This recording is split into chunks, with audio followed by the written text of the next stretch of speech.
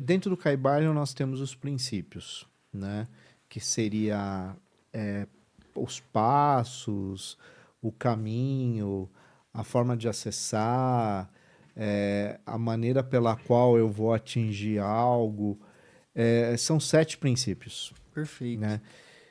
Fala para todos que estão nos assistindo aqui. Tem gente que eu tenho certeza que já leu o livro e tá vendo o nosso programa hoje para acrescentar informação. Tem outros que já leram muitas vezes e que conhecem muito sobre a obra. E tem aqueles que nós estamos apresentando a obra, né? Uhum. Então, dentro dessa estrutura, né, tem os 7 princípios. Esses princípios, todos eles, é claro que a gente não vai ter tempo, o programa aqui para a gente falar de cada princípio, na verdade seria um episódio para cada princípio e Ah, olhe lá. olha lá. Isso só para apresentar a vocês os princípios. Então, o princípio um é esse, é um episódio, é só uma apresentação.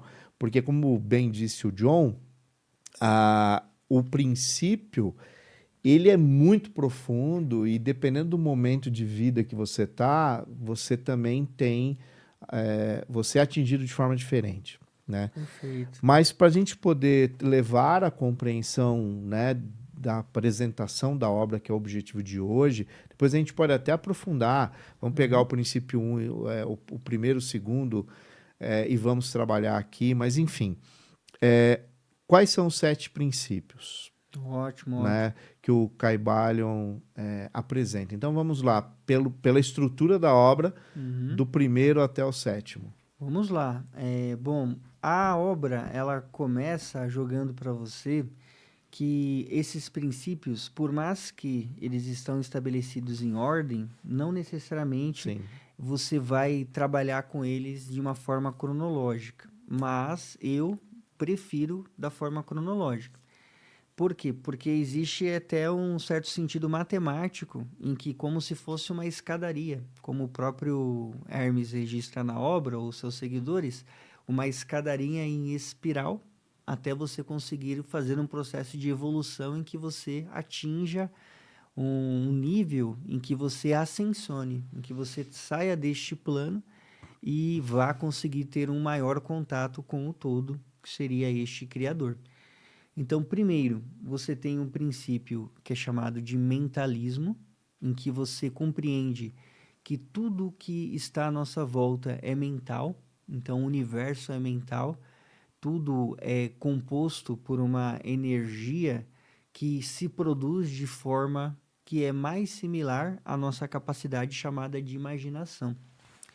Depois, nós temos a correspondência, que é um princípio que vai demonstrar que, da mesma forma que a nossa realidade aqui posta se dá numa forma micro, existe ela de uma forma macro, que está em uma determinada, eu diria que, em um determinado plano em que acontece por correspondência, por analogia, da mesma forma que está aqui, que é a máxima de que o que está em cima é como o que está embaixo e o que está embaixo é como o que está em cima. Depois nós temos a vibração, que determina a ideia de que tudo vibra, nada está parado.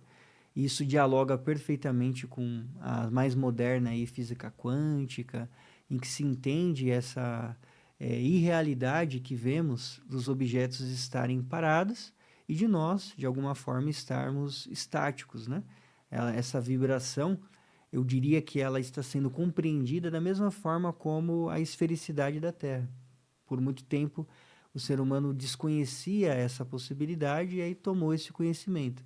A ideia de que tudo está em movimento está cada vez mais sendo compreendida por nós. Já é admitido, né? Mas cada vez mais estamos descobrindo as nuances, né? Desse movimento. Partícula de Deus, e aí por aí vai.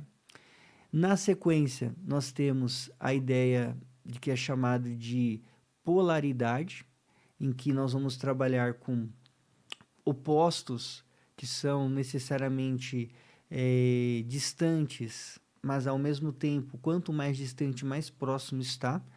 Por exemplo, não se pode odiar aquilo que você não tem um profundo sentimento semelhante ao que seria o amor.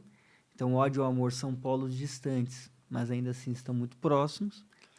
Também vai trabalhar com a ideia do ritmo que você precisa para poder compreender como que você vai transmutar a realidade.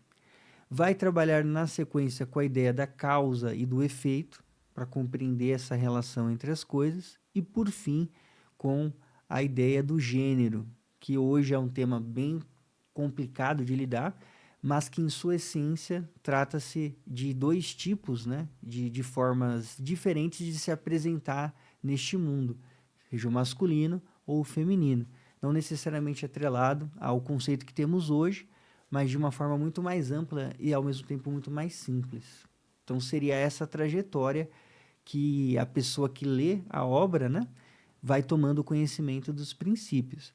E é claro que cada um deles tem a sua máxima e uma explicação para você conseguir entendê-lo. Agora, dominá-lo é uma outra história, né? Porque é possível a gente explicar os princípios, mas a dominação consiste na prática. E aí, como a própria obra diz, né, os lábios da sabedoria estão aptos àqueles que têm os ouvidos do entendimento. Então, às vezes, você lê aquilo, mas não necessariamente consegue entender e muito menos praticar, que é, eu acredito, a principal coisa dele, né? Dessa obra. Tá.